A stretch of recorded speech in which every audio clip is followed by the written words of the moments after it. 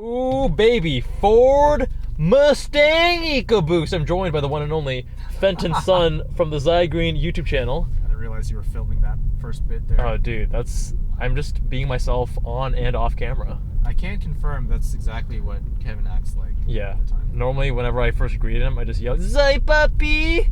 and I get really excited. And then you don't need to know the rest. yeah, the rest is you'll see. That's behind closed doors. Yeah. All right, Fenton. So we just reviewed a lot of dope cars. Some doper than others. And what was the lineup today? So we had the Lexus LC500 2018. We had a brand new 2024 992 Carrera T manual. We had a 04 Volvo S60R, very interesting little shitbox of a car. But it's all good because I know the owner and he's chill. He has some other amazing cars. Yeah, Kevin's the man. I love his RX-8. Yeah, and then we reviewed my friend Chris's E46 M3, and what else do we have? We had this EcoBoost Mustang. And my buddy Right Bryce's his X5 xDrive 40i 2019. So I asked him to bring that up because I'm considering replacing my CX-50 with an X5. But today I want to record this video because I think more so than other days, we had different impressions on the vehicles that we test drove. And if the viewers like this, maybe we can start doing this more often whenever we have a shared review day where we just kind of talk about casually the impressions. Let's just go car by car. So we started off with the LC500 and the 911 T. Yeah. So I remember one thing that really stuck out to me. You love the LC500 and said it was your favorite Grand Tourer. I was giggling the whole time driving that car. So tell me, what did you like about it? What did you not? So I think one thing that's really important for the viewers to understand is that when I really become impressed by a car, a lot of that has to do with expectation versus reality. So just because I really enjoy driving it does not mean I think it's one of my, top 5, top 10 best driving cars that I've ever reviewed. What I expected out of it, given that it's a 4,300 pound Grand Touring, it's marketed as such. It has a torque converter auto. It's a massive vehicle, right? And it's marketed towards, old men, to be honest. For real. But when I drove it, it completely surprised me with how it handled a very bumpy, tight, technical road. I thought, some things about it were better than others. Obviously, the engine's fantastic, amazing V8 sound. But one thing I noticed in particular that really blew me away was the transmission. This is a 10-speed auto, not the 8-speed that the IS500 has. Which is garbage.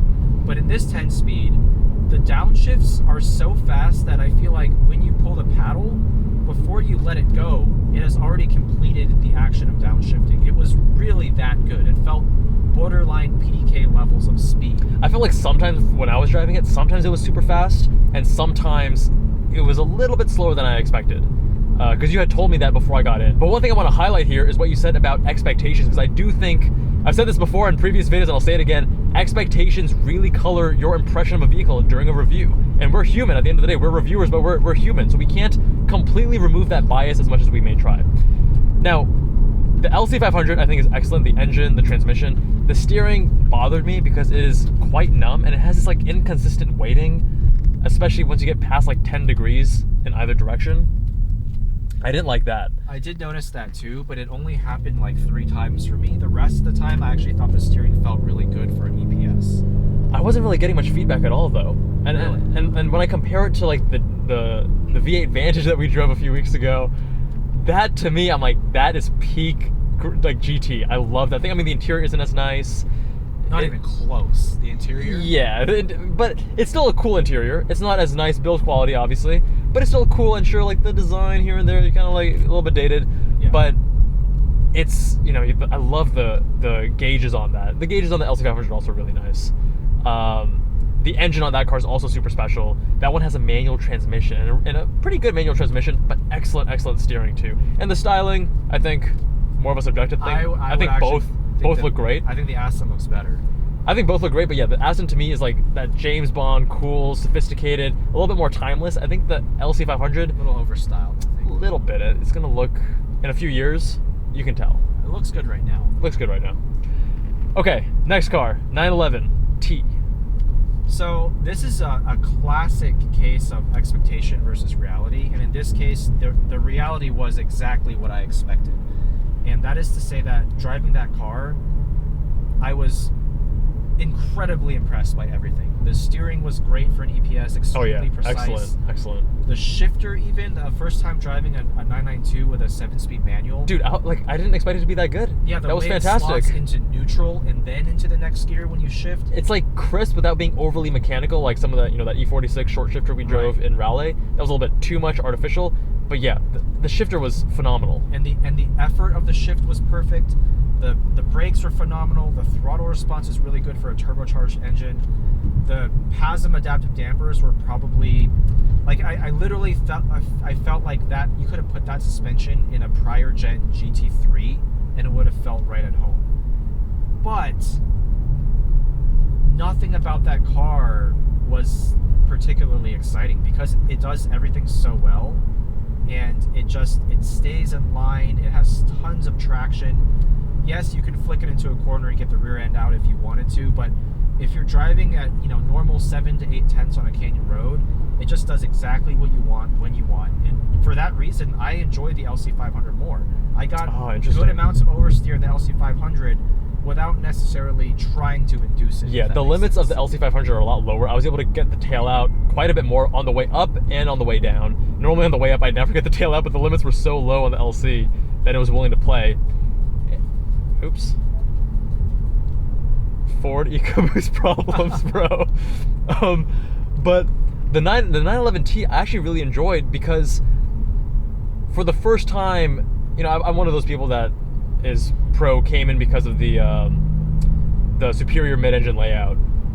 But for the first time, I was like, okay, now I'm seeing the small details. Like, why is the transmission in the 911 so much better than the Cayman? I don't know, but it is substantially better in the recent 911s versus the current Caymans or recent Caymans. Like the 718, GTS 4.0 that we drove? Yeah. Like as an example? Yeah, the 911T has a better feeling lever than that by far. Better action. I mean, the clutches in both are great, but little instances like that, little details, make me feel like the 911 is a little bit better. The interior is so nice in the 992. I love the interior. Of course, the 718 is an older gen interior design, but I was able to, on lower speed corners, get the tail out.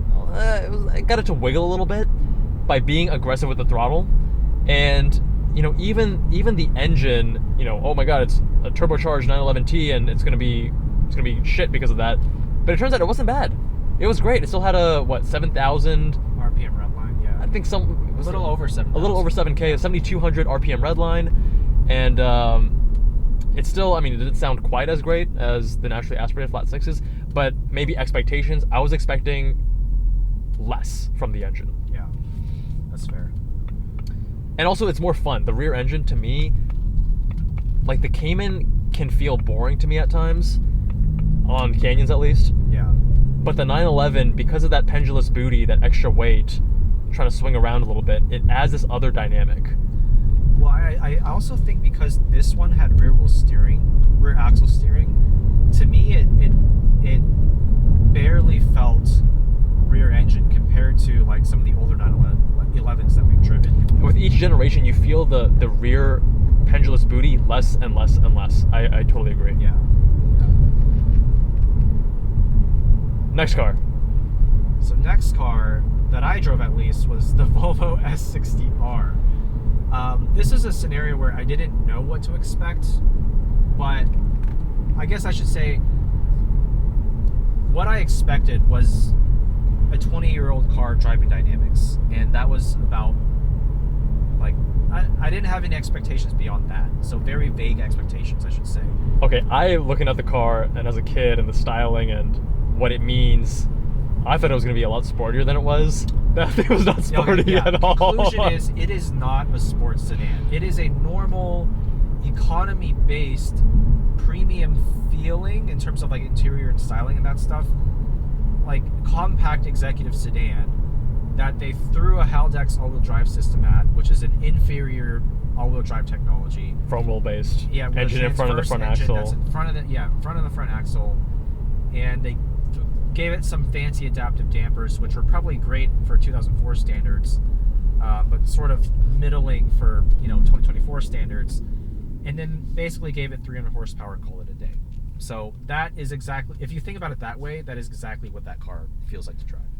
It was super soft. I think we're in complete alignment over that car being just comical, but you're laughing at it, not with it. Yeah. When you're laughing driving it in the canyon, it's just not designed for that at all. The brakes were awful too. Yeah. The owner Kevin mentioned he had bled the brakes, so it wasn't that. It was just like, I guess the pads or the calipers are just not. They don't have any initial bite at all. Yeah, the first couple inches, you're like, wait, do these work? Oh, okay, there we go. Yeah. But you mentioned it's 20 years old, and that makes me think of the next car, the E46. Because the E46, I remember when we first drove a stock one a few weeks ago. Well, when I first drove a stock one a few weeks ago in Raleigh, I was shocked by how sharp and competent and balanced that car was right out of the box. And today we drove a, 2006, so sure, it's 2 years younger than the Volvo, but in terms of driving dynamic, I mean, completely different world, right? Yeah. Still super sharp, super tight, and obviously this one is also modified. But I bring that up to say that certain cars age differently, let's say that. Yeah.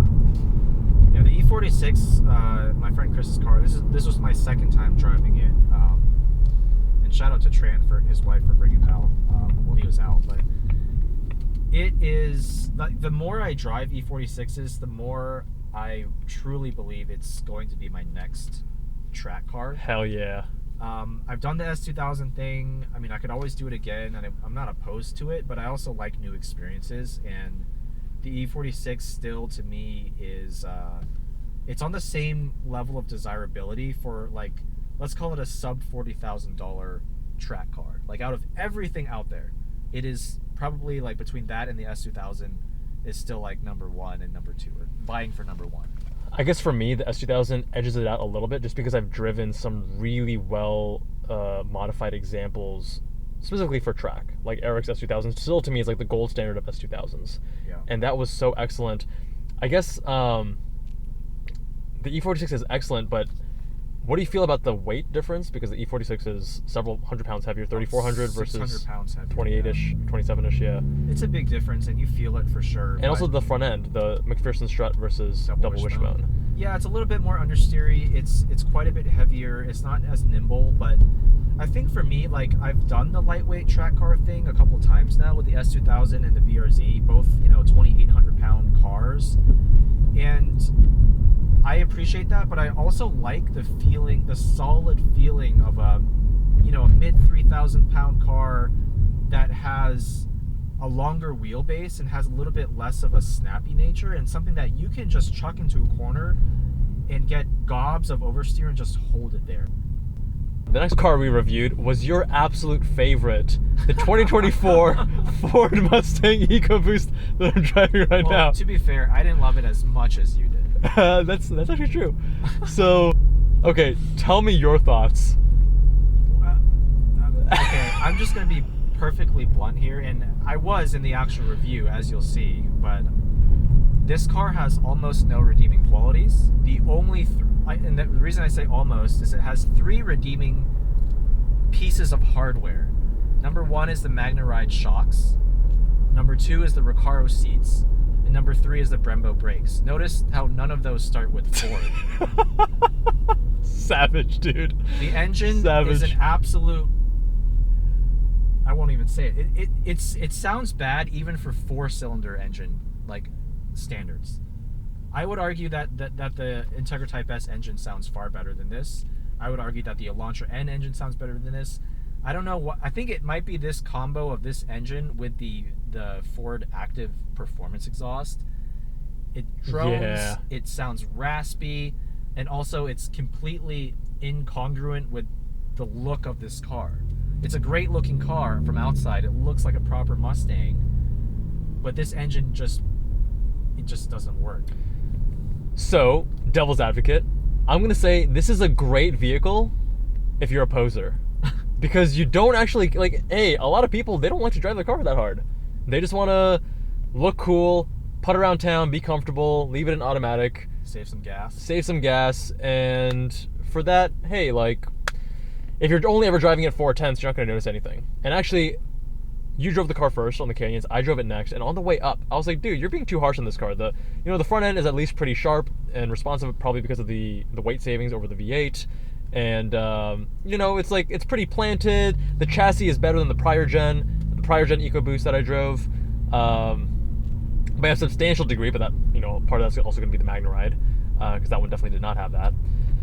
And then on the way back down, when I was actually pushing at 7/8, then I was like, oh, it makes sense. Yeah. Because the engine, transmission, and steering are just, the steering is so numb. The engine transmission pairing is so bad. It will hold shifts when you're trying to downshift at like 3,000 RPM. The red line's at 65. But if you're in third gear at 3,000, it will not let you downshift into second, which to me is just absurd. And the transmission tuning is inexcusably bad. Like, the transmission itself actually has relatively quick shifts for a torque converter, and the gear ratios are pretty close together, being a 10-speed. But the transmission shift logic is inexcusable. You can be at 4,000 RPM and it will deny a downshift. Like, that's just not right with a 6500 red line in such closely spaced gears. Yeah, and even when you are, especially with the gears so close, like, dude, why are you holding the shift? But even with even when I was in manual mode, pushing it hard, because if you're trying to shift and not push the engine, it's natural for it to be a little bit slower. Yeah. But even when I was pushing it, sometimes it was fast, sometimes it wasn't. It was just super inconsistent, wasn't behaving the way I wanted to. And sometimes the shifts were super rough. It'd like delay and then shift, and then the engine would like fuck, and it was just it was a fucking mess, dude. It's not smooth. It was a fucking mess. And the final vehicle we drove was the 2019 BMW X5 xDrive 40i. And I'm considering that vehicle as a replacement for my CX-50. I was impressed. I think that for an SUV, it drives really well. The various modes change the character of the vehicle quite substantially. It is a lot heavier. It's like 5,000 plus pounds, and you feel that, but I think the way that it drives is quite impressive. Yeah, I thought it's a supremely comfortable vehicle, especially for an SUV. Like, I've driven some body-on-frame SUVs, and they ride like absolute garbage. The X5 truly does feel like a very high-end luxury product. The sound deadening is incredible. You barely even hear the engine, even if you wanted to, like even if you're redlining it. And then when you actually push the car hard, it has one of the best engine gearbox combos that you can have right now, and that's a 2019 model year. But even to this day, really great engine response. B58 plus ZF8 speed. Yeah, ZF8 speed. It works. It's a tried and true combo. But I think my biggest takeaway from that vehicle is that you can buy one for around 40 grand right now. That's over 50% depreciated from the MSRP. And that's what makes it so enticing. It's such a good all-around vehicle, but you're going to be buying it most likely out of warranty, and that's the only reason I'd be like, I need to do more research to see how many issues come up and how expensive are they and preventive stuff. Because like, I wouldn't get the, I mean, you actually like that quite a bit, right? It's not a car I'd buy, but it's fun. I wouldn't get the X5 with air suspension as an example because of that reliability concern out of warranty. But yeah, I was comparing in the video that my CX-50 is, it's a much cheaper vehicle, half the price. This thing was like 85 to 90K MSRP.